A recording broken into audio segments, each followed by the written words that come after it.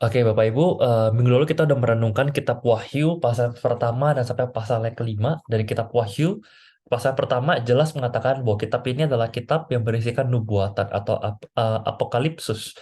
Apokalips atau nubuatan atau prediksi tentang masa depan kira-kira kalau di zaman perjanjian lamanya gitu ya. Sebuah nubuatan adalah sesuatu yang akan terjadi di masa depan yang tidak diketahui oleh manusia, tapi karena Tuhan kita Allah kita adalah Allah yang sudah dari dulu, sekarang, dan yang akan ada, Allah yang kekal, Allah yang tidak terbatas oleh ruang dan waktu, Allah yang mengetahui masa lalu, masa kini, dan masa depan, maka dia jugalah Allah yang tepat untuk menyatakan apa yang akan terjadi di masa depan bagi kita.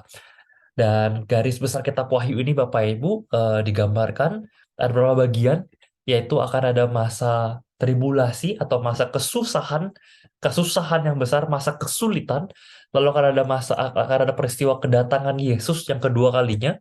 Kalau kan Yesus yang pertama ketika 2000 tahun yang lalu Yesus datang untuk disalib, mati menebus kita, maka kedatangan Yesus yang kedua akan datang untuk menghakimi dunia. Maka akan ada masa kesulitan, masa kesusahan yang besar, akan ada kedatangan Yesus kedua kalinya, akan ada kerajaan 1000 tahun, akan ada penghakiman terakhir, dan kita akan masuk pada kesudahannya yaitu langit dan bumi yang baru. Dan kita melihat kemarin ada beberapa pandangan, garis besar ada 3 pandangan tentang akhir zaman, yang patokannya adalah di kerajaan 1000 tahun atau milenium. Di mana ada pandangan milenial yang tidak percaya, bukan tidak percaya, tidak menganggap kerajaan 1000 tahun adalah kerajaan yang literally secara harafiah benar-benar 1000 tahun gitu ya, 1000 kali 360 hari. Tapi semua yang ada di kitab Wahyu itu sifatnya adalah simbolik. Jadi semua masa kesulitan itu ya dari sekarang kita udah alamin.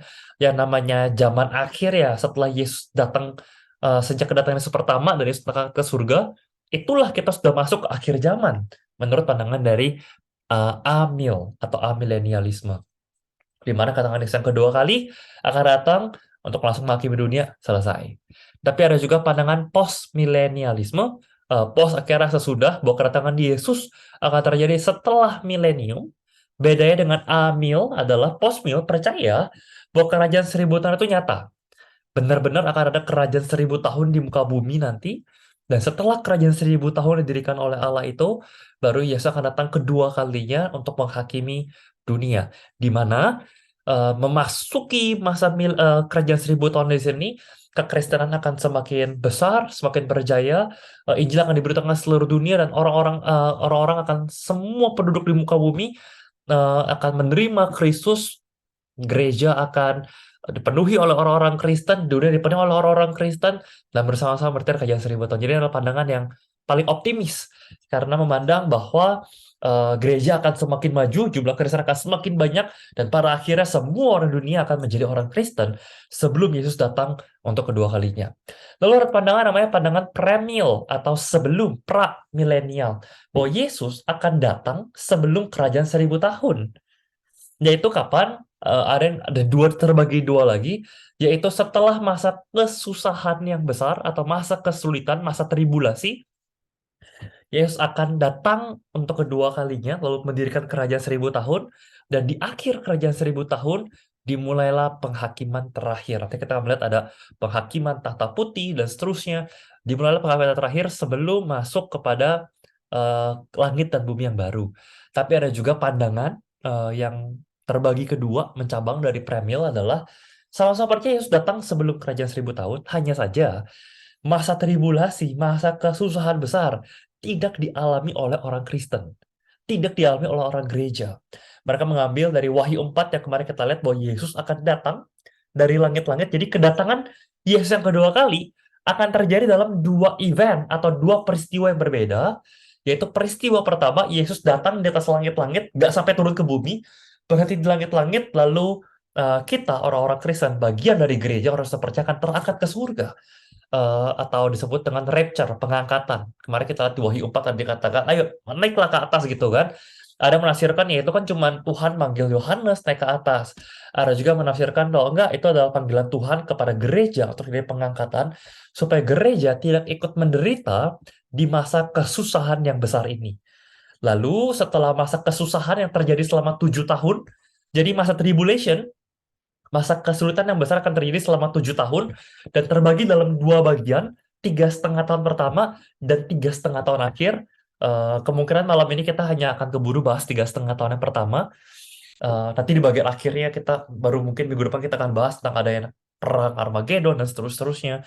Tapi uh, Pramil yang dispensasional ini percaya Yesus datang pertama kali, kedua kalinya awan, gereja terangkat. Lalu mereka yang belum percaya di bumi mengalami masa kesusahan selama 7 tahun. Meskipun dalam 7 tahun itu ada juga nanti percaya, ada yang bertobat juga, tapi ada juga yang tidak bertobat. Baru Yesus datang kedua kalinya turun kedua kalinya bersama dengan orang-orang Kristen, anggota gereja yang sudah terangkat sebelumnya untuk bersama-sama mendirikan kerajaan 1.000 tahun.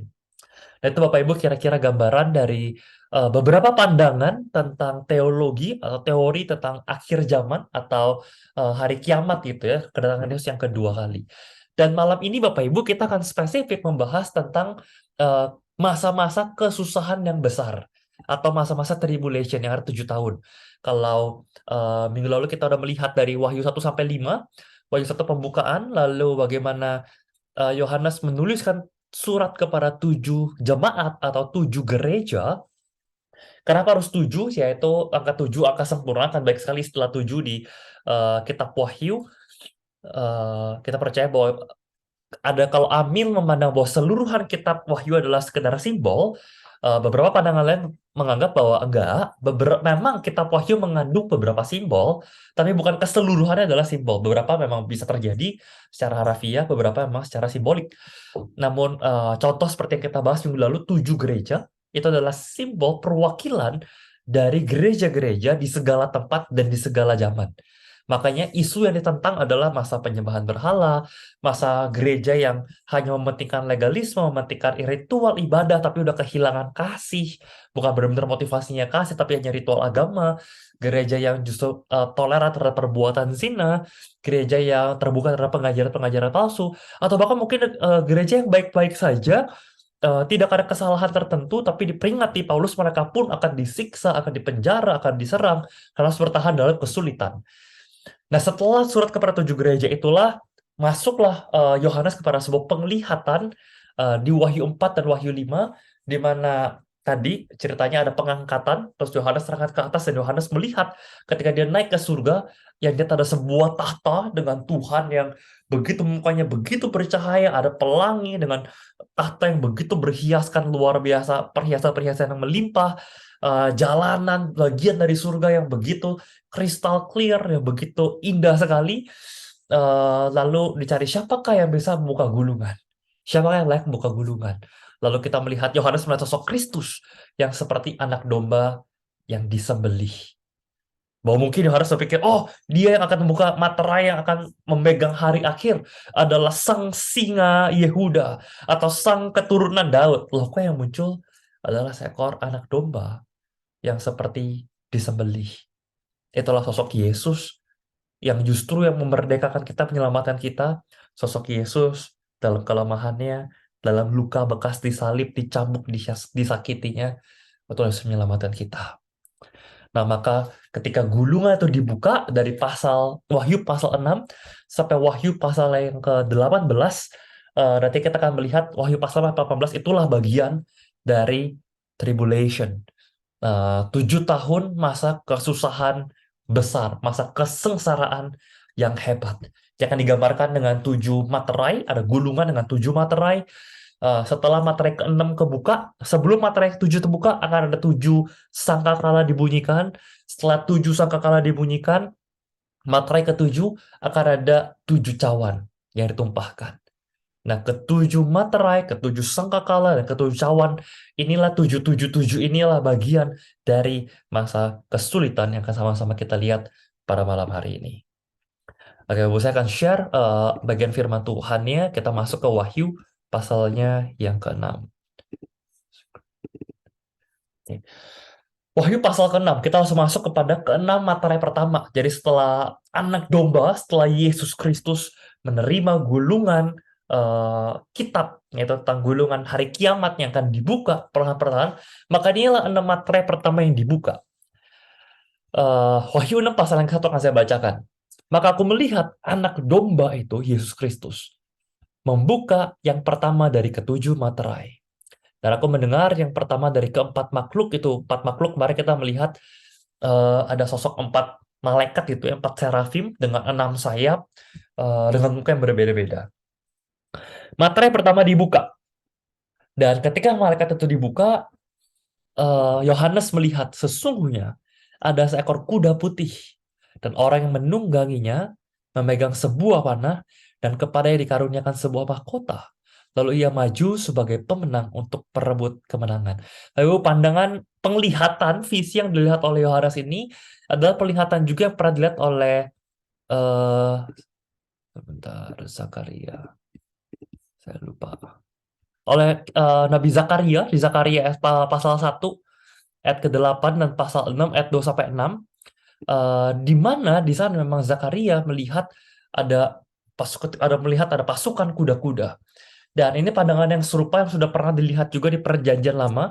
Jadi katanya tulisan kepada orang-orang Yahudi ketika membaca, atau orang-orang Israel gitu ya. Orang-orang di zaman itu Perjanjian Baru ketika mereka membaca, orang Israel membaca, mereka teringat kepada apa yang pernah tuliskan oleh Nabi Zakaria. Namun di sini Yohanes melihat ada 4 kuda dengan warna yang berbeda-beda. Matra yang pertama muncul sosok kuda putih, di mana kuda putih melambangkan sebuah kedamaian, suasana yang aman, suasana yang tenang, suasana yang nyaman. Lalu ada orang yang menungganginya memegang sebuah panah. Ini terjemahannya sebenarnya bukan panah tapi busur, malah gak ada panahnya, cuman busurnya doang. Eh, Lalu kepadanya dikaruniakan sebuah mahkota. Mahkota di zaman itu nggak selalu identik dengan mahkota dipakai oleh raja, tapi mahkota dipakai oleh mereka sebagai suatu tanda hadiah.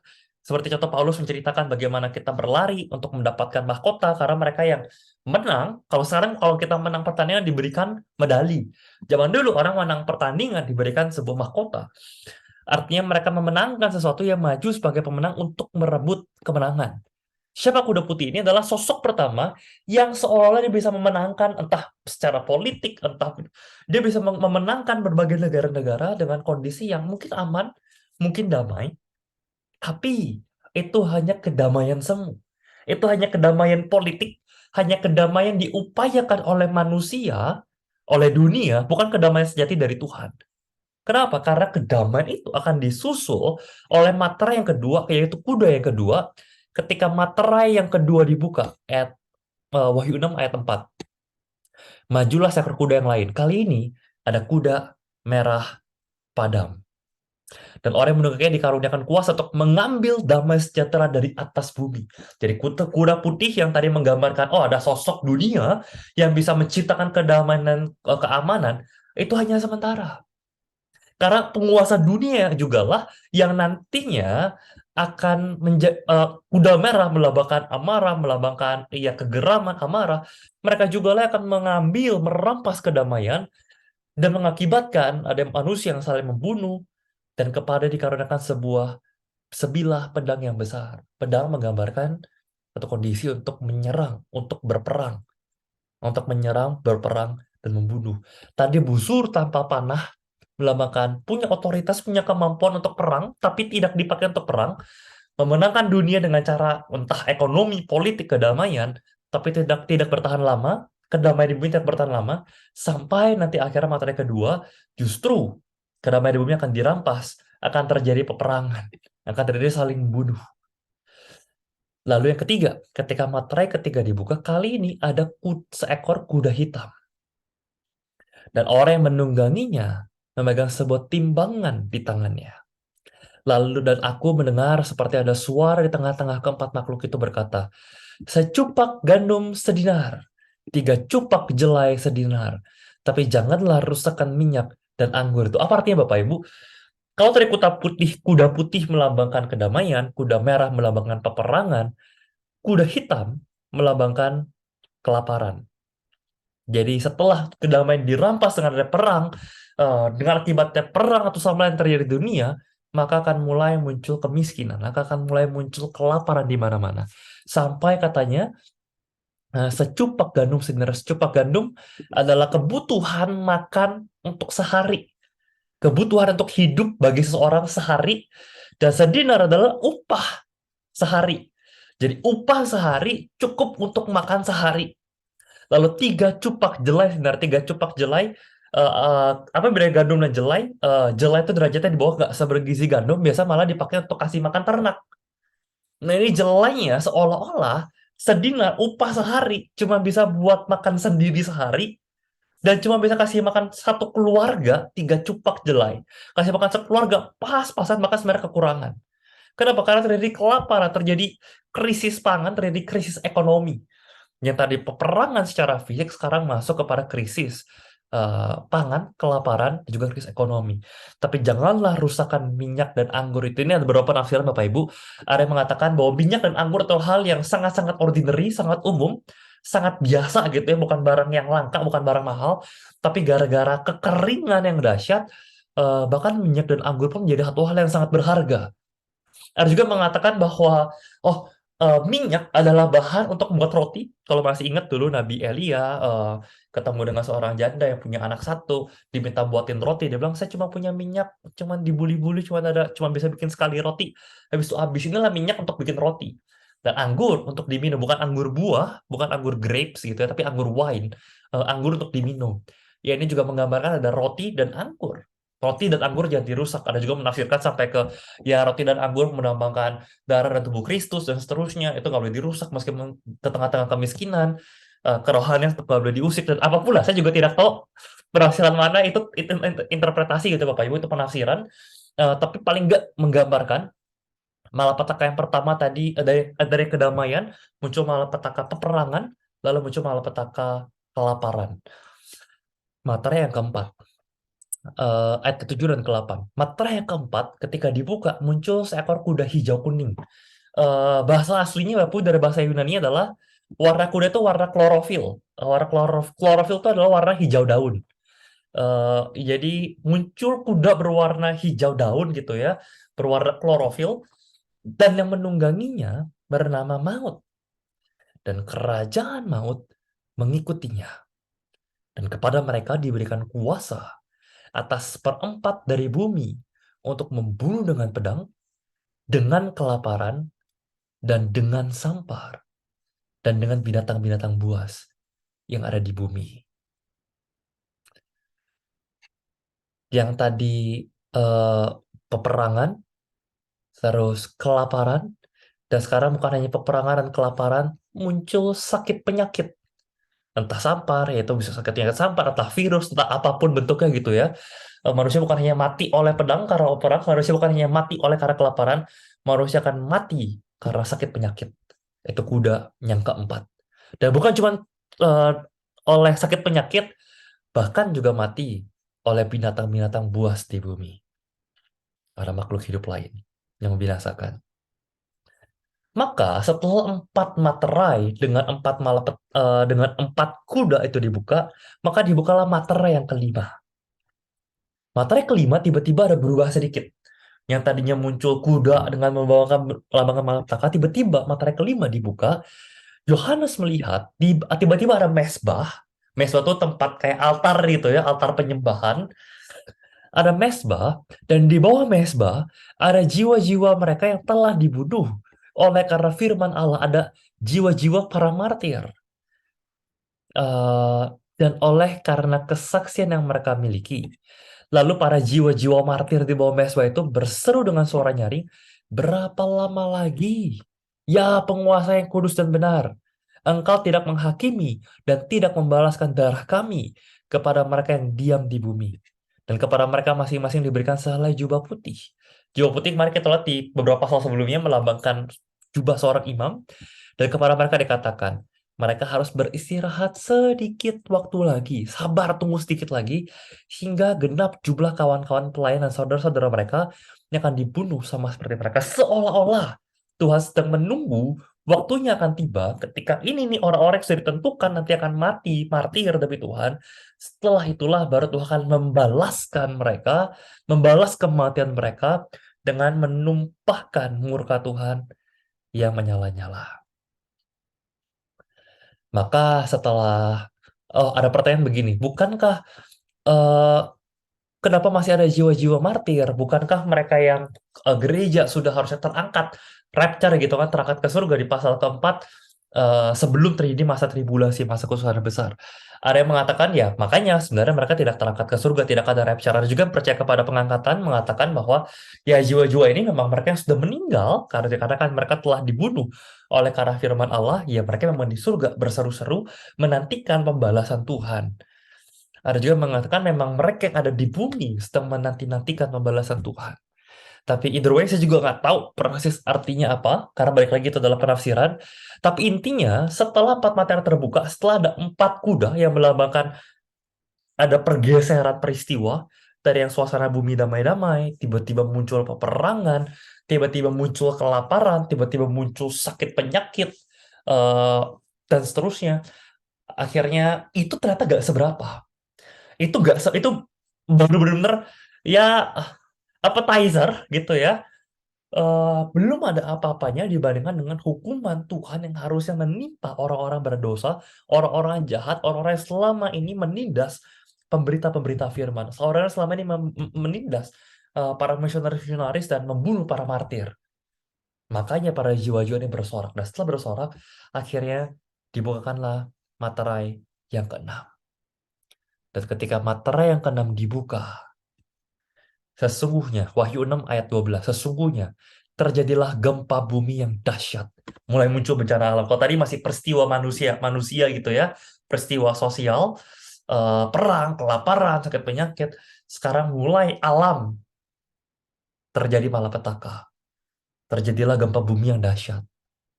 Matahari menjadi hitam bagaikan karung rambut. Ada yang bilang ini gerhana atau apapun, tapi ya Wahyu menggambarkan matahari menjadi hitam dan bulan menjadi merah seluruhnya bagaikan darah. Saya nggak tahu tuh kalau yang bilang matahari jadi hitam mungkin gerhana, kalau bulan menjadi merah itu apa gitu ya. Tapi di sini ingin menekankan bahwa Yohanes melihat yang tadinya baru selevel sosial antar negara, politik, terjadi perang, kelaparan, seterusnya, sosioekonomi, sekarang terjadi malapetaka sifatnya alam. Gempa bumi, matahari menjadi hitam, gelap gulita, bulan menjadi merah bagaikan darah, bintang-bintang di langit berjatuhan ke atas bumi, bagaikan pohon ara menggugurkan buah-buahnya yang mentah apabila ia digoncang angin kencang. Loh, tapi kan bintang-bintang lebih gede ukuran dari bumi kalau kita belajar fisika gitu ya. Kalau bintang jatuh ke bumi mah berarti bumi meledak dong karena terlalu bintang ukuran lebih besar dari bumi. Ya di sini konteksnya bintang-bintang berjatuhan digambarkan seperti buah yang jatuh dari pohon. Ya mungkin seperti kita lihat ya mungkin hujan meteor atau mungkin seperti dulu kita ada komet yang jatuh ke bumi, ada asteroid, benda-benda luar angkasa. Gak literally harusnya harus bintang seperti matahari yang nabrak bumi, tapi ada benda-benda luar angkasa yang jatuh ke bumi seperti hujan meteor dan seterusnya. Terjadi bencana secara alam. Dan maka menyusutlah langit bagaikan gulungan kitab yang digulung. Tergeserlah gunung-gunung dan pulau-pulau dari tempatnya. Raja-raja di bumi dan pembesar-pembesar, perwira-perwira, orang-orang kaya, orang-orang berkuasa, semua budak, semua orang di bumi bersembunyi ke dalam gua-gua, celah-celah batu karang di gunung. Semua ketakutan karena alam sekarang udah tidak terkontrol lagi. Tadi perang, oke, masih ada mungkin negara yang berkuasa. Kelaparan, oke, mungkin masih ada negara yang berusaha untuk bertahan. Kita bisa hadapi sakit penyakit. Ayo cari vaksinnya. Tapi kalau udah matahari menjadi hitam, bulan menjadi merah, turun hujan meteor, eh sampai gunung-gunung bergeser, pulau-pulau bergeser dari tempatnya, manusia udah nggak bisa apa. Mereka mulai bersembunyi ke dalam gua-gua dan celah-celah dan batu karang di gunung. Dan ini gambaran seperti eh, Zakaria pasal 1 ayat 15 mengatakan, tapi sangat besar murkaku terhadap bangsa-bangsa yang merasa dirinya aman, yang masih oh ya masih kuda putih kok masih aman, atau ya mau masalah kelaparan, masalah perang masih bisa diatasin. Dan Tuhan mengatakan sangat besar murkaku terhadap bangsa-bangsa yang merasa dirinya aman. Yang sementara aku murka sedikit, Tuhan baru belum tumpahin semua murkanya, mereka udah membantu menimbulkan kejahatan. Balik ke Wahyu pasal 6 ayat 16. Dan mereka berkata kepada gunung-gunung dan kepada batu-batu karang, runtuhlah menimpa kami, dan sembunyikanlah kami terhadap dia yang duduk di atas tahta dan terhadap murka anak domba Allah itu, anak domba itu. Sebab sudah tiba hari besar murka mereka. Dan siapakah yang dapat bertahan? Dimulailah Bapak Ibu masa kesusahan yang besar. The Great Tribulation. Yang tadi baru appetizer, yang tiga materai pertama. Empat materai pertama. Lalu setelah materai kelima dibuka, setelah mereka jiwa-jiwa para martir yang dibunuh karena firman berseru, Tuhan, kapan Tuhan balaskan? Kapan Tuhan curahkan murka-Mu kepada mereka yang menyiksa menganiaya membunuh kami? Maka ketika Tuhan mulai murka, mencurahkan, semua langsung ketakutan. Semua berusaha untuk, aduh mendingan gunung-gunung mending runtuh deh. Kami mau sembunyi dari tahta dan murka anak domba.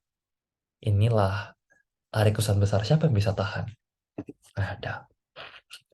Lalu tiba-tiba kita masuk ke Wahyu 7, tiba-tiba ada jeda gitu ya, sebelum nanti kita buka materai. Tadi kan baru materai ke-6. Sebelum materai ke-7 dibuka, akan ada selingan, akan ada 7 sangkakala yang ditiup sebelum materai ke-7. Dan sebelum 7 sangkakala ditiup, akan ada pemilihan. Ya saya bacakan dari Wahyu 7 pasal yang pertama. Orang-orang yang dimateraikan dari bangsa Israel. Kemudian pada hari itu, aku melihat 4 malaikat berdiri di 4 penjuru langit, yang tadi empat serafim gitu ya, kita lihat dari pasal-pasal sebelumnya. eh Lalu mereka berseru dengan suara nyaring kepada 4 malaikat yang ditugaskan untuk merusak bumi dan laut. Katanya, sebelum kau rusak, jangan dirusak dulu bumi atau laut. Jadi sebelum kau buka, dilaksanakan penghakiman malapetaka berikutnya, sebelum itu tunggu dulu. Kenapa? Karena Allah akan memateraikan hamba-hamba Allah pada dahi mereka. Dan aku mendengar jumlah mereka dimateraikan itu 144.000 yang telah dimateraikan dari semua suku keturunan Israel. Di sini Bapak Ibu juga ada dua penafsiran. Ada yang menafsirkannya secara harafiah, secara literal, bahwa nanti benar-benar akan ada orang Yahudi, suku ras kaum Yahudi, orang keturunan Israel gitu ya. Dan jumlahnya persis 144.000. Ini akan menjadi penginjil-penginjil, orang-orang Yahudi menjadi penginjil, jadi evangelis. Jewish evangelist. 144.000 penginjil Yahudi yang akan memberitakan firman di masa kesusahan yang besar. Dan akan ada begitu banyak yang bertobat. Kemudian daripada itu aku melihat suatu kumpulan besar dari orang banyak yang tidak dapat terhitung dari segala bangsa, dari segala suku, kaum, dan bahasa berdiri di hadapan tahta, di hadapan anak domba. Jadi ketika setelah 144.000 penginjil Yahudi, pemberita firman Yahudi yang begitu militan disebar ke seluruh dunia, di masa penganiayaan, di masa kesusahan ini dalam 7 tahun ini, akan ada banyak orang yang bertobat dari segala suku bangsa. Tapi ada juga menafsirkan bahwa ketika Yohanes mendengar jumlah dimateraikan, artinya di sini katanya adalah Yohanes mendengar jumlahnya 144.000. Tapi yang Yohanes lihat, aku melihat, yaitu adalah kumpulan orang besar dari segala suku, bangsa, kaum, dan bahasa. Artinya apa? Yang Yohanes dengar itu sama seperti kitab bilangan. Ada laskar Israel yang dihitung dari 12 suku masing-masing dihitung. Itu yang didengar oleh Yohanes, itu yang diekspektasi oleh Yohanes. Oh, nanti akan dikumpulkan 144.000 akan dikumpulkan pasukan dari orang-orang Israel, orang-orang Yahudi. Tapi yang Yohanes lihat, oh ternyata yang dikumpulkan bukan orang-orang Israel, tapi yang berkumpul justru orang-orang dari segala kaum dan bahasa, orang-orang dari segala suku bangsa. Sama seperti kata di kitab Kejadian 17 ayat 4, inilah perjanjianku kata Tuhan kepada Abraham, engkau akan menjadi bapa sejumlah besar bangsa. Bahwa umat Tuhan tidak terbatas pada umat Israel, tapi umat dari segala bangsa. Sekali lagi, saya nggak tahu yang mana benar, apakah benar nanti di akhir nanti benar-benar ada secara harafiah 144 orang kulit putih, berambut pirang, benar-benar hidungnya mancung, orang-orang Yahudi gitu ya, yang terpanggil menjadi penginjil, memberitakan Injil di masa kesusahan, dan akhirnya ada banyak suku bangsa yang bertobat, atau sebenarnya ini cuman yang tadi ada ngasihkan loh, itu kan cuman pendengaran si Yohanes. Yohanes taunya begitu, tapi yang didengar di perjanjian lama, tapi yang dia lihat dengan mata kepalanya berbeda. pasukan Laskar Kristus bukan cuma laskar orang-orang Yahudi, tapi Laskar Kristus, pasukan Tuhan adalah orang-orang dari segala suku bangsa. Saya nggak tahu. Yang pasti nanti ketika orang-orang dari segala suku bangsa berkumpul, mereka memakai jubah putih. Ya tadi mereka punya pakaian imam, mereka akan suruh siap-siap untuk memuji Tuhan, melayani Tuhan, worship kepada Allah, dan dengan suara nyaring mereka berseru, keselamatan bagi Allah. Kami yang duduk di atas tahta dan bagi anak domba. Keselamatan bagi Allah yang duduk dan bertahta. Loh, kok keselamatan bagi Allah? Kok Allah butuh keselamatan? Ini saya juga bingung mau terjemahan bahasa Indonesia gitu ya. Tapi bahasa Inggrisnya mungkin lebih bagus terjemahan salvation belongs to God. Keselamatan belongs to apa ya? Keselamatan itu berasal dari Allah. Keselamatan itu milik Allah. Jadi sumber dari segala keselamatan itu adalah Allah. Allah yang memegang keselamatan yang daripadanya lah keselamatan itu akan dibagikan, diberikan kepada manusia. Salvation belongs to God. Keselamatan berasal dari Allah. Keselamatan adalah punyanya Allah. Keselamatan adalah dari Allah. Atau di sini LAI kasih terjemahan keselamatan bagi Allah. Dialah sumber dari segala keselamatan. Jadi bayangin, tadi setelah keenam materai dibuka dari appetizer gitu oleh 4 kuda, ya terjadi perubahan bencana situasi sosial, politik, ekonomi, pangan dan seterusnya. Akhirnya muncul bencana yang sifatnya lebih ke alam yang sudah tidak terkontrol sampai semua ketakutan. Lalu di tengah-tengah bencana itu semua berseru, semua orang telah percaya diselamatkan. Di tengah-tengah kesulitan mereka berseru, keselamatan itu dari Allah. Mereka gak takut tentang bencana ini. Di tengah-tengah bencana yang begitu mengerikan, mereka datang bertobat dari segala suku bangsa, dari segala ras, dari segala warna kulit, dari segala bahasa. Mereka berkumpul dan menyatakan keselamatan itu dari Allah. Mereka punya keselamatan di dalam Allah yang mereka percaya. Lalu ya akhirnya semua malaikat akhirnya menyembah Allah, berkata amin, puji-pujian dan kemuliaan, hikmat, syukur, hormat, kekuasaan, kekuatan bagi Allah sampai selama-lamanya. Lalu tiba-tiba ayat tepat pasti katakan, mari maka kataku kepadanya, Tuanku, Tuhan mengetahuinya. Oh, ada pertanyaan di ayat 13. Seorang dari antara tua-tua itu berkata kepada, kemarin adalah tua-tua itu perwakilan gereja gitu ya. Siapakah mereka yang memakai jubah putih itu? Dan dari manakah mereka datang? Maka kataku kepadanya, Tuanku, Tuhan mengetahui. Lalu ia berkata kepada mereka, ini adalah orang-orang yang keluar dari kesusahan yang besar. The Great Tribulation. Dan mereka telah mencuci jubah mereka dan membuatnya putih di dalam darah anak domba. Jadi ceritanya, kalau versi ini, versi yang premium gitu ya, orang-orang yang tidak terangkat ke surga, atau orang-orang yang masih ada di bumi, mengalami masa kesulitan, lalu mereka mendengar Injil, yang mungkin diberitakan oleh 144.000 orang penginjil Yahudi tadi, ataupun mereka nggak dengar, tapi intinya di masa kesusahan, ada loh sebagian orang-orang dari segala suku bangsa yang akhirnya datang dan bertobat, dan mereka pun diselamatkan. Bisa jadi memang mereka bukan bagian dari gereja, gereja udah terangkat, rapture gitu ya. Ini sisanya orang-orang di bumi yang belum percaya Tuhan, tapi di masa kesulitan akhirnya ada juga beberapa yang akhirnya percaya dan akhirnya diselamatkan. Jadi gak semua yang di masa kesusahan itu eh, tidak ada yang selamat sama sekali. Ya gak juga. Mungkin masih ada yang sebagian yang belum terangkat ke surga, belum percaya, akhirnya di masa kesusahan mereka percaya. Itu buat yang pandangan yang ada rapture-rapture. Kalau yang gak ada pandangan rapture ya gampang gitu kan. Berarti mereka tidak akan ke surga, terus mereka ikutan bertobat. Lalu ketika Yesus datang kedua kalinya mereka terangkat. Sesederhana itu. Kemudian, ini yang menarik. Apa yang terjadi bagi mereka akhirnya diselamatkan? Mereka tidak akan menderita lapar dan dahaga lagi. Matahari atau panas terik tidak akan menimpa mereka lagi. Sebab anak domba yang di tengah-tengah tahta akan menggembalakan mereka dan akan menuntun mereka ke matahari ke depan. Bapak Ibu ingat apa? Mazmur 23, Tuhan adalah gembalaku, takkan kekurangan aku, iya. Ya, membaringkan aku di padang yang berumput hijau. Ia menuntunku ke air yang tenang. Ini adalah sosok gambaran dari Kristus yang memelihara, Allah yang melihara. Mereka yang kontras gitu ya. Terjadi kelaparan, terjadi perang, terjadi kemiskinan, terjadi sakit penyakit, terjadi pandemi. Tapi di tengah-tengah masa kesusahan, mereka mengatakan keselamatan dari Tuhan yang menjadikan langit dan keselamatan ada bagi anak domba Allah. Keselamatan ada dalam Yesus Kristus. Dan mereka yang diselamatkan. Gak lagi kena lapar, gak lagi lapar, gak lagi kena panas terik, tapi mereka akan digembalakan oleh Allah, gembala yang baik, dituntun ke air kehidupan, dan Allah akan menghapus segala air mata dari mata mereka, gak ada lagi kesedihan. Ini gambaran, kira-kira gambaran Firdaus, gambaran bagaimana keberadaan kita bersama-sama dengan Tuhan nanti. Sekalipun dunia mengalami malapetaka, kita di dalam Kristus, kita udah percaya Tuhan. Ini yang kita alami.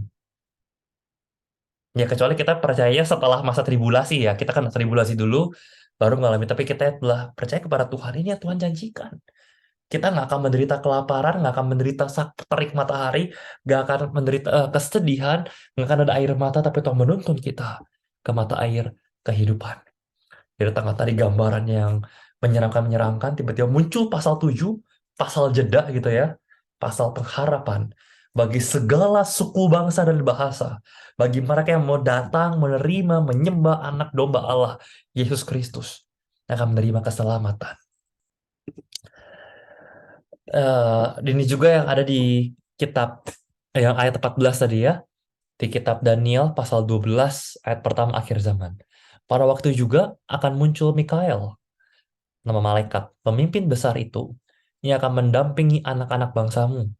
Dan akan ada suatu waktu kesesakan yang besar, sama tadi ya, kesusahan yang besar, kesesakan yang besar, kesulitan yang besar, the great tribulation, masa kesusahan yang sangat-sangat besar. Dan masa kesusahan yang besar ini seperti yang belum pernah terjadi sejak ada bangsa-bangsa sampai pada waktu itu. Tapi pada waktu itu bangsamu akan terluput, yakni barang siapa yang didapati namanya tertulis dalam kitab itu. Itulah kenapa sebagai orang Kristen, apapun pandangan kita ya mau ya ambil sih lebih enak ya, gak pusingin tentang tribulasi. Apapun pandangan kita mau yang ambil post meal, premil, apapun itu, kita boleh punya pengharapan. Kita bahwa kita orang-orang yang diselamatkan Tuhan harusnya tidak ikut mengalami masa kesusahan yang besar. Ya dari kita udah terangkat dulu atau gak ada terangkat pun, ya mungkin ini simbolik semua yang kita nggak perlu alamin, atau enggak pun Tuhan akan menyelamatkan kita, yang akan menolong kita, yang akan membiarkan kita sampai akhir di masa tribulation, masa kesusahan tersebut. Matius pasal yang ke-24 tentang akhir zaman, ayatnya ke-21, sebab pada masa itu akan terjadi siksaan yang dahsyat seperti yang belum pernah terjadi sejak awal dunia sampai sekarang, dan yang tidak akan terjadi lagi. Jadi kalau Bapak Ibu bisa menggambarkan kira-kira peristiwa apa yang paling mengerikan di sejarah dunia dari dulu sampai hari ini, semengerikan-mengerikan peristiwa itu, nggak ada apa-apanya dengan siksaan dahsyat yang akan terjadi di masa tribulation, di masa kesusahan yang besar. Tapi di tengah-tengah masa kesusahan yang sangat besar itu jugalah Tuhan menjanjikan kita gak akan lapar dahaga, boro-boro kesusahan kita bahkan gak akan kena panas terik matahari, bahkan Tuhan menghapus segala air mata kita dan menuntun kita ke mata air kehidupan. Itu janji penyertaan Tuhan terhadap orang-orang percaya. Masuk Wahyu pasal 8, Bapak Ibu. Kita akan memasuki ke materai yang ketujuh gitu ya. Dan ketika anak domba itu membuka materai yang ketujuh, tiba-tiba sunyi senyaplah di surga. Kira-kira setengah jam lamanya. Udah kayak mengheningkan cipta. Sama seperti ketenangan sebelum badai. Karena habis ini akan muncul malapetaka yang lebih dahsyat lagi. Lalu aku melihat ketujuh malaikat berdiri di hadapan Allah. Mereka diberikan 7 sangkakala, 7 trompet. Iya, bahasa Inggrisnya trompet. Saya nggak tahu bahasa Indonesia jadi sangkakala. Dan sebelum trompet itu ditiupkan, gitu ya. Oh, ada penyembahan dulu, ada dupa emas, ada kemenyan, wangi-wangian untuk penyembahan gitu ya. Ada doa-doa orang kudus sebelum sangkakala dibunyikan. Lalu malaikat pengambil kehidupan itu mengisi dengan api dari mezbah dan melemparkannya ke bumi, maka meledaklah bunyi guru-guru tuh petir, guntur, geledek, disertai halilintar dan gempa bumi. Jadi Bapak bayangin, ini masa tenang sebelum badai gitu ya. Biasa kalau anak-anak sekolah sebelum ujian tiba-tiba ada minggu tenang. Kagak ada kelas, kagak ada ulangan, kagak ada PR, kagak ada apa-apa. Ini mereka masa tenang, masa sunyi setengah jam, tiba-tiba masa sunyi itu dibuka, belum tiup sangkakala, dibuka dengan ada malaikat yang melemparkan api dari Mesta dan muncul sebuah bunyi geledek, bunyi petir, bunyi halilintar yang meledak, yang besar sekali, memecahkan keheningan dan terjadi gempa bumi. Nah, jeng jeng jeng jeng. Akhirnya dimulailah malapetaka berikutnya, The Great Tribulation-nya, sangkakala trompet yang pertama dibunyikan. Trompet pertama yang dibunyikan, sangkakala pertama dibunyikan, langsung terjadi hujan es. Hujan es dan api bercampur darah. Wah, itu saya nggak bisa bayangin sih, Bapak Ibu. Hujan es dingin, ada hujan api juga panas, saya nggak ngerti itu kayak apa bentuknya. Ada hujan es dan hujan api bercampur darah, semuanya dilemparkan ke bumi. Saya nggak tahu apakah ini gambaran dari tadi hujan meteor karena penyeluruh angkasa di luar saya nggak ngerti lah apa api atau segala macam. Tapi yang pasti terbakarlah sepertiga dari bumi, sepertiga dari pohon-pohon, hanguslah seluruh rumput-rumputan hijau. Itu sangkakala pertama. Sangkakala kedua dibunyikan, ada sesuatu seperti gunung besar menyala-nyala oleh api dilemparkan ke dalam laut. Dan sepertiga dari laut itu menjadi darah. Kenapa darah? Karena mati sepertiga dari segala makhluk yang bernyawa di dalam laut. Dan binasalah sepertiga dari semua kapal. Lalu sangkakala ketiga, jatuhlah dari langit sebuah bintang besar, menyala-nyala seperti obor, dan ia menimpa sepertiga dari sungai-sungai dan mata-mata air. Ada nama bintangnya Apsitos, dan sepertiga dari semua air. Banyak orang akhirnya mati karena air itu, sebab air menjadi pahit. Ini Bapak Ibu kalau perhatiin seperti tulah-tulah yang pernah diturunkan oleh Tuhan kepada bangsa Mesir di zaman ketika Israel dibawa Musa keluar dari Mesir. Ada 10 tulah, ada hujan es, ada air menjadi darah. Ya saya nggak tahu sih, ini ada air pahit, gak bisa diminum airnya, ada orang jadi kena penyakit. Lalu yang sangkakala keempat, terpukullah sepertiga dari matahari, sepertiga dari bulan, sepertiga dari bintang-bintang, sehingga terjadi gelap gulita. Sama seperti tulah Mesir juga ada gelap, hujan es, air jadi darah, gelap gulita. Sepertiga dari siang hari tidak terang, dan demikian juga dengan malam hari. Lalu aku melihat seekor burung nasar terbang di tengah langit dengan suara jari, celaka, celaka, celakalah mereka yang diam di atas bumi, oleh karena bunyi sangkakala ketiga malaikat lain masih akan meniup sangkakalanya. Jadi dia udah ada burung lewat terus bilang, ini baru 4 sangkakala loh dari 7. Baru 4 aja udah hujan es, semua permukaan bumi udah hancur, terbakar, hangus. Semua isi laut, kalau tadi bumi, ini sekarang laut semua juga hancur jadi darah. Air-air udah nggak bisa lagi, dan bukan cuma darat dan laut, angkasa pun, udara pun, langit pun itu hancur. Jadi mau darat, mau laut, mau udara, langit gitu ya, itu hancur semua. Itu alam. Dari semua alam, dari daratan, lautan, sampai angkasa, 3 elemen ini hancur. Dan itu baru pas sangkakala. Masih ada 3 sangkakala lagi yang belum dibunyikan. Maka pasal ke-9, sangkakala yang kelima. Lalu malaikat yang kelima meniup sangkakalanya, kau melihat sebuah bintang yang jatuh dari langit ke atas bumi. Dan kepada diberikan anak kunci lubang jurang maut. Lalu dari lubang jurang maut itu, tiba-tiba keluar belalang-belalang ke atas bumi. Belalang yang mirip-mirip tulah juga, di Mesir ada belalang. Kepada mereka diberikan kuasa, sama seperti kuasa-kuasa kalajengking. Cuma bedanya Bapak Ibu, kali ini belalang ya, mana ya di sini ya? Rupa belalang itu sama seperti kuda. Jadi belakangnya itu gede kayak kuda. Kepala mereka seperti ada mahkota emas. Muka mereka seperti muka manusia. Rambut mereka seperti rambut perempuan.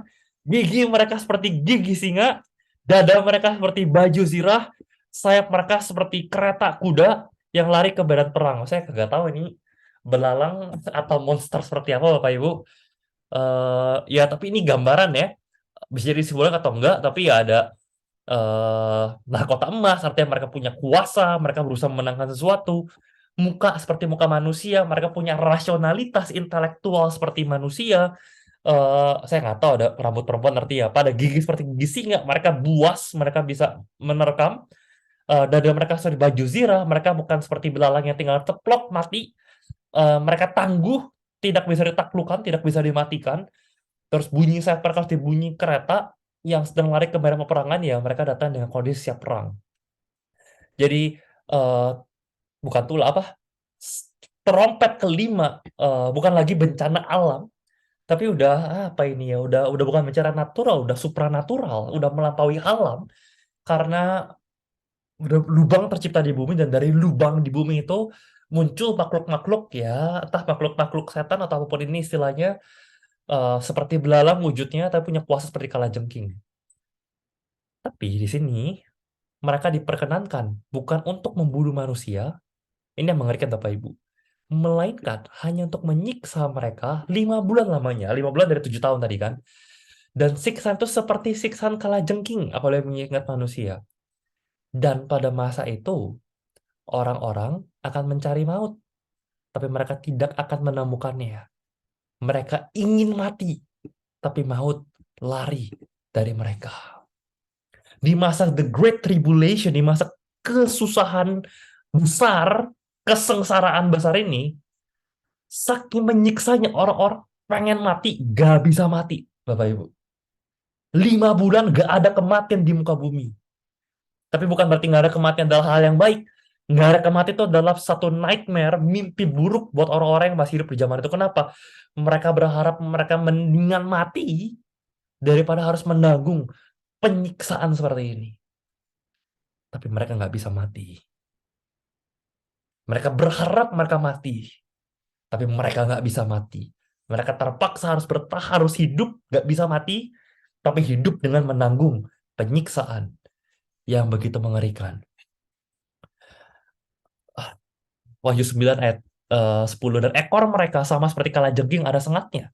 Di dalam ekor mereka itu terdapat kuasa untuk menyakiti manusia 5 bulan lamanya. Dan raja yang memerintah mereka ialah malaikat jurang maut, malaikat jatuh gitu ya, bagian dari setan. Namanya dalam bahasa Ibrani adalah Abaddon. Dalam bahasa Yunani adalah Apollyon. Abaddon dan Apollyon artinya sama, the destroyer atau sang penghancur, sang perusak. Celaka yang pertama sudah lewat. Ini baru sangkakala kelima, masih ada 2 sangkakala lagi. Jadi pada sangka kelima aja udah terjadi penyiksaan yang luar biasa. Orang-orang pengen mati, tapi nggak bisa mati.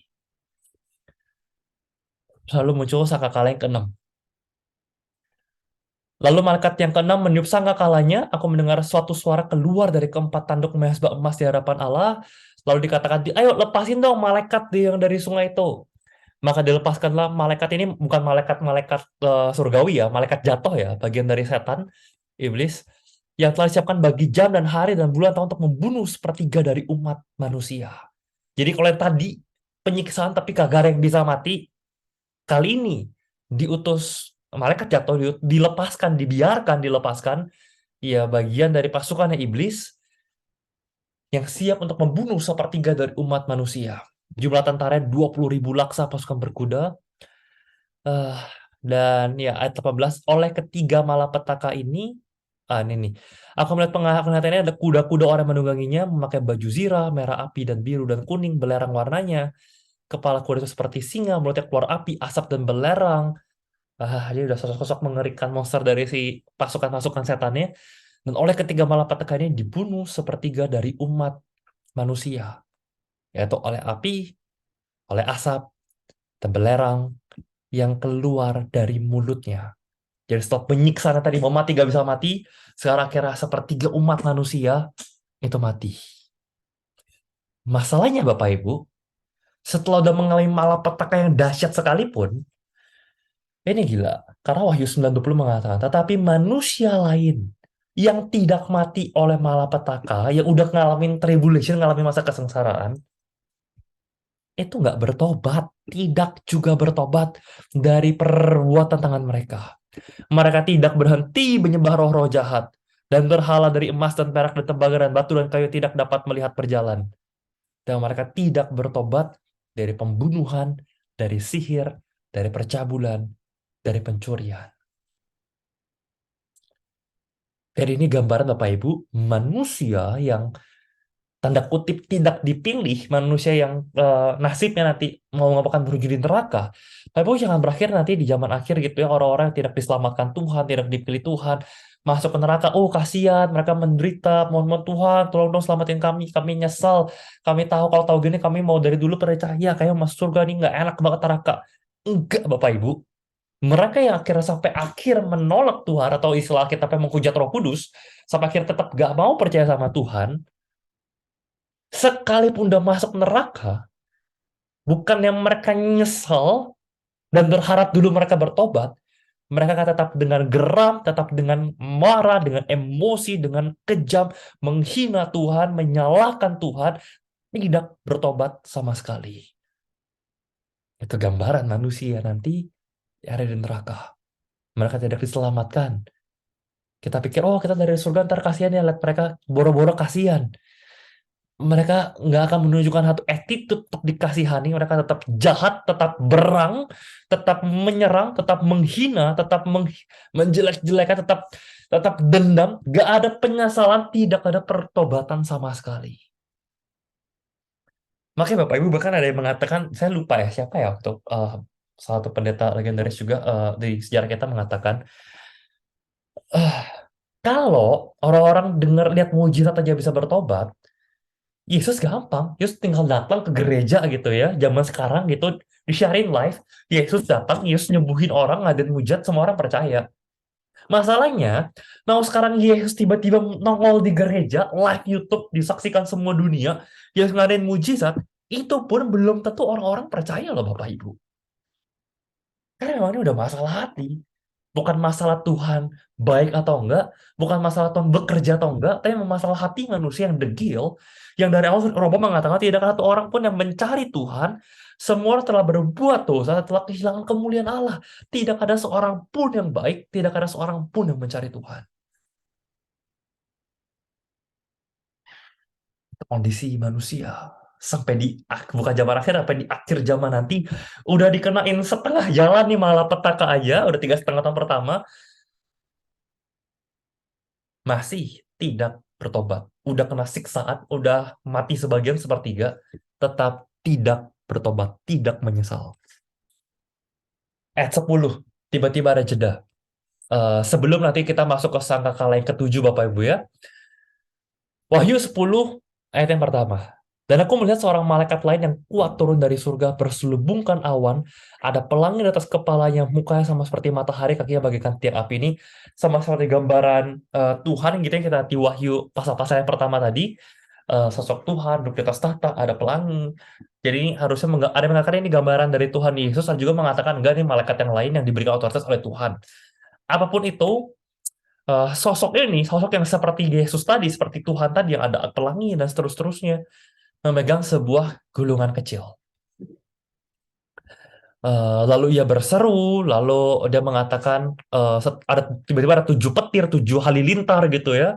Lalu setelah 7 halilintar berkata kepada Yohanes, ada suara dari surga, materaikanlah apa yang dikatakan oleh ketujuh guru, ketujuh halilintar, ketujuh guntur, geledek, petir tadi, dan jangan engkau menuliskannya. Dan malaikat yang kulihat berdiri di atas laut dan di atas bumi, mengangkat tangan kanannya ke langit. Ia bersumpah demi Dia yang hidup selama-lamanya yang telah menciptakan langit dan segala isinya dan bumi dan segala isinya dan laut segala isinya berkata, tidak akan ada penundaan lagi. Seolah-olah Bapak Ibu, nih udah dikasih malapetaka yang begitu dahsyat, penyiksaan yang begitu dahsyat, bahkan udah sampai kematian, itu kesempatan. Tobat ya? Dan manusia tetap tidak bertobat. Manusia tetap tidak mau berpaling kepada Tuhan. Oke? Maka kita akan masuk ke paruh kedua. dari masa Great Tribulation, 3,5 tahun berikutnya, ya tapi kali ini udah nggak ada penundaan lagi. Kita akan masuk. Lalu, eh, tapi pada waktu bunyi sangkakala dari malaikat yang ketujuh, yaitu apabila ia meniup sangkakalanya, akan genaplah keputusan rahasia Allah. Seperti yang dia diberitakan kepada hamba-hambanya itu para nabi. Itu nubuatan yang perjanjian lama akan digenapi setelah sangkakala ketujuh ini akan ditiup. Dan suara yang telah kudengar dari langit berkata pula kepadaku, katanya, pergilah, ambillah gulungan kitab yang terbuka di tangan malaikat yang berdiri di atas laut dan di atas bumi itu. Lalu Yohanes pergi kepada malaikat itu meminta kepadanya supaya memberikan gulungan kitab itu kepadanya.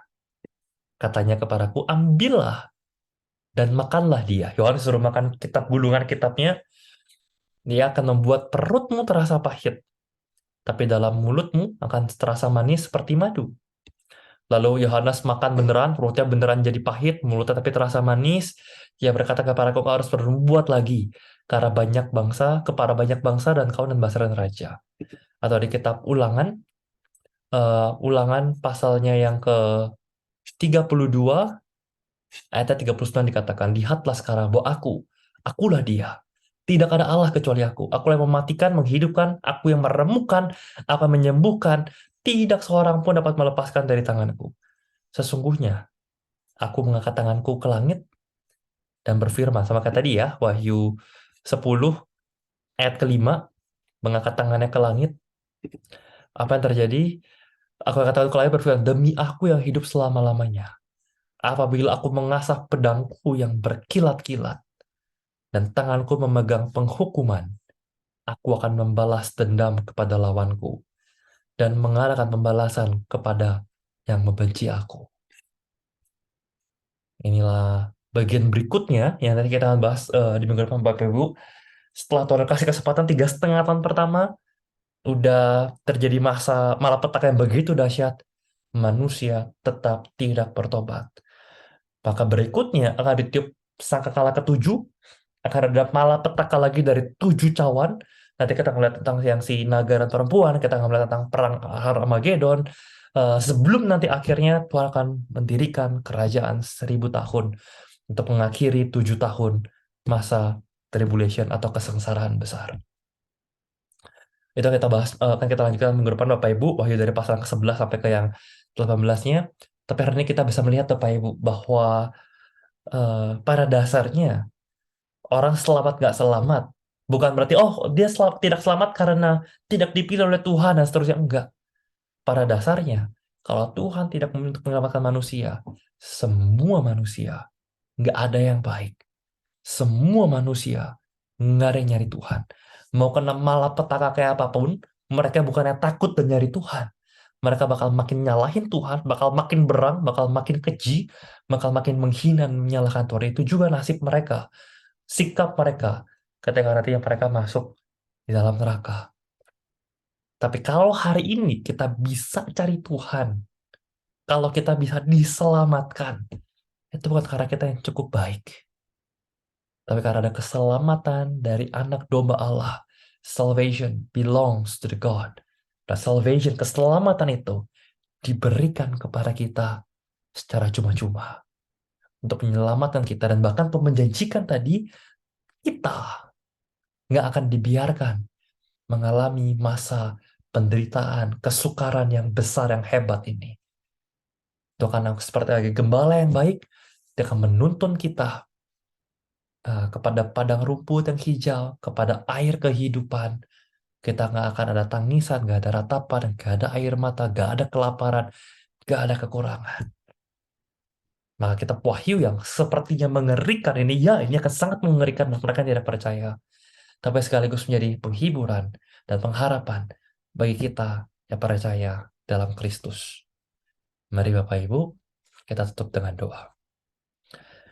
Bapa dalam surga, kami mengucap syukur kalau malam hari ini kami boleh kembali melanjutkan merenungkan kitab Wahyu Tuhan tentang masa-masa kesusahan yang besar, peristiwa yang begitu mengerikan. Tapi di satu sisi juga Tuhan, kami begitu mengucap syukur karena kami tahu Tuhan memelihara kami. Entah kami nggak tahu Tuhan mana yang akan terjadi, apakah ada pengangkatan atau enggak, tapi apapun yang kami akan terjadi, kami tahu Tuhan tidak membiarkan kami. Tuhan yang menyelamatkan kami, Tuhan yang melindungi kami, Tuhan yang menuntun dan menyertai kami. Karena Tuhan, kalau kami diberikan kesempatan hari ini, Tuhan pakai kami untuk menjadi alat di tangan-Mu, untuk tidak hanya menikmati keselamatan bagi diri kami sendiri, tapi biar kami juga boleh membagikan kasih karunia Tuhan, membagikan Injil keselamatan bagi orang-orang yang belum mengenal Kristus, bagi keluarga kami, bagi sahabat-sahabat kami, bagi orang-orang di sekitar kami yang membutuhkan Injil, agar mereka bisa terhindar Tuhan dari masa kesusahan, masa kesengsaraan yang begitu hebat, dan juga bisa menikmati anugerah Tuhan, penggembalaan yang baik dari Tuhan, kasih karunia yang begitu sempurna daripada Tuhan. Terima kasih Tuhan. Kalau bukan karena Tuhan, kalau bukan karena pengorbanan Yesus Kristus, anak domba Allah seperti domba disembelih, kami nggak mungkin ada sebagaimana kami ada hari ini. Karena itu Tuhan, biarlah segala kuasa dan kemuliaan dan kehormatan hanya bagi Engkau sampai selama-lamanya. Di dalam nama Tuhan Yesus Kristus, kami berdoa. Amin.